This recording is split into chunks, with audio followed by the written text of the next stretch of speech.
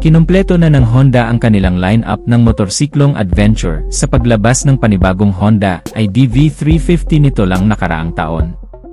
At dahil dito ay hindi maitatangging very in demand na nga ngayon ang isang scooter na hindi lang pang city kundi pwede rin pang off-road dahil nga sa may kanya-kanya na ring bersyon ang bawat motorcycle manufacturer sa kanilang adventure scooter concept. Kung matatandaan nga natin ay nauna nang nagpauso ang Honda sa paglabas ng adventure scooter nila sa market, ang Honda ID.V150 ilang taon na ang nakalipas. At hindi na rin nagpahuli ang isa ring kilalang kumpanya sa Italia, ang Aprilia motorcycle manufacturer, na noon pa may nakikipagsabayan pagdating sa mga dekalidad at magandang motorsiklo. Kasabay ng paglabas ni Honda sa kanilang panibagong Honda ID.V350 ay pinakilala na rin ng Aprilia ang kanilang pambato pagdating sa adventure bike sa kaparehong motorcycle show sa Milan, Italy. Ito na nga ang Aprilia SR-GT 200. At buwan niya lang ang lumipas matapos itong nilabas sa Italia ay dinala naman agad ito dito sa Pilipinas para sumabay at makipag-compete sa iba pang nagsisilabasang adventure type na scooter, kasama na dyan ang Honda ID.V160. Alamin natin kung ano ang pang-compete ng adventure scooter na ito ng Aprilia, ang kanyang advantage at disadvantage kasama ang kabuang presyo nito. Pero bago ang lahat ay huwag kalimutang mag-subscribe. Pakihit na rin ang notification bell icon para lagi tayong updated sa ating motorcycle news and reviews. Paki-follow na rin ang ating Facebook fan page. Diretso na agad tayo sa pinaka-main, ang kanyang engine performance. Ang kanyang cooling system ay naka-liquid cooled, meron itong 4-stroke, naka-single overhead cam, single cylinder, at naka-Euro 5 compliant, which means ang motorsiklong to ay environmental friendly na mas pinababa ang pollution rate.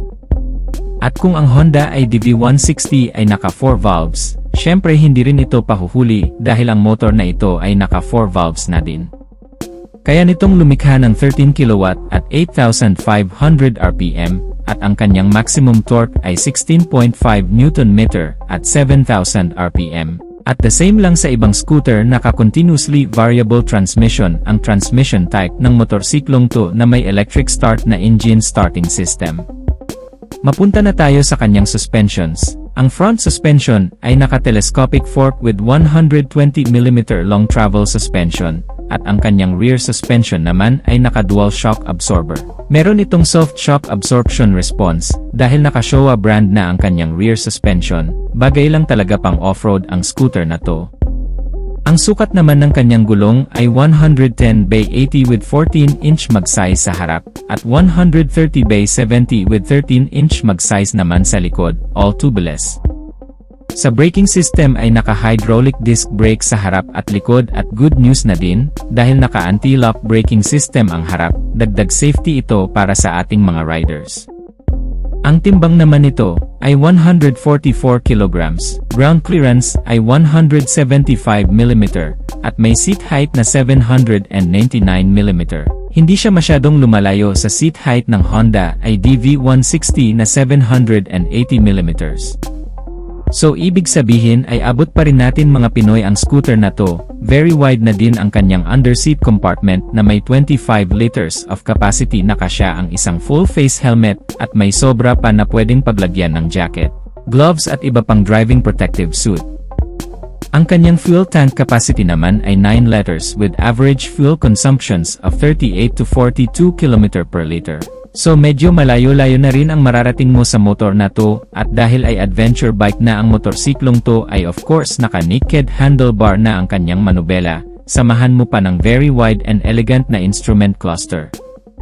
Naka-fully digital na ito at very visible sa umaga, lalo na sa gabi. Ang kanyang lighting system naman ay naka-fully LED na rin, from headlight, signal light, at tail light. Mas maganda ito dahil mas maliwanag na ang ilaw at mas mataas ang kanyang lifespan. Meron din itong additional mini side pocket sa bandang unahan na may USB charging port sa loob.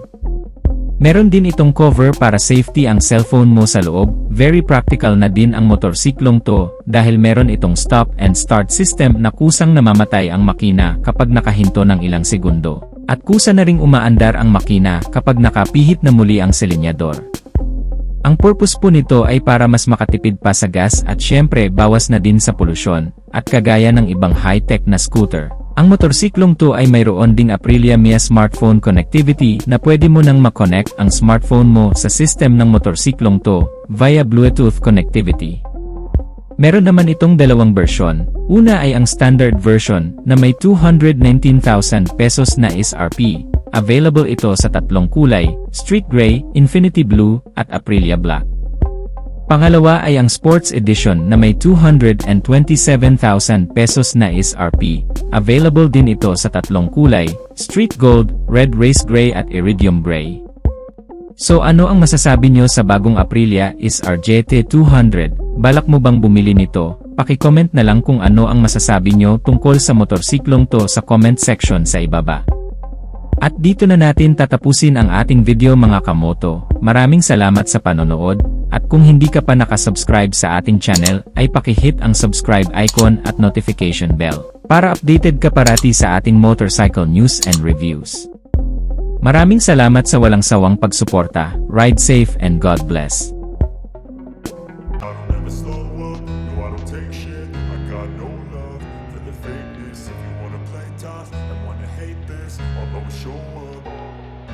I don't ever slow up, no I don't take shit. I got no love for the fakeness. If you wanna play tough and wanna hate this, I'll always show up and make a statement. I don't ever slow up, no I don't take shit. I got no love for the fakeness. If you wanna play tough and wanna hate this, I'll always show up and make a statement. Everything I do so instinctive and so passionate. Every word I move so descriptive like an adjective. I got a vendetta against people who patented being negative when you should be getting after it.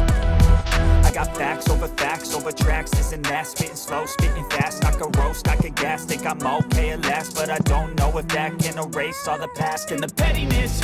A reflection of the emptiness, hilarious. You think you're worth my time, you're delirious, mysterious, because you hide behind a fake exterior, inferior. You know I'll always be a bit superior. Get off of me, this ain't no humble brag. I want you to hear words, you can say them back. I want you to feel free from the chains at last, and to believe in what you got, it was built to last, yeah.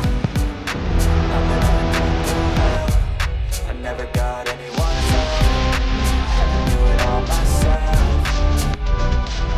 I don't ever slow up, no I don't take shit. I got no love for the fakeness. If you wanna play tough and wanna hate this, I'll always show up and make a statement. I don't ever slow up, no I don't take shit. I got no love for the fakeness. If you wanna play tough and wanna hate this, I'll always show up and make a statement.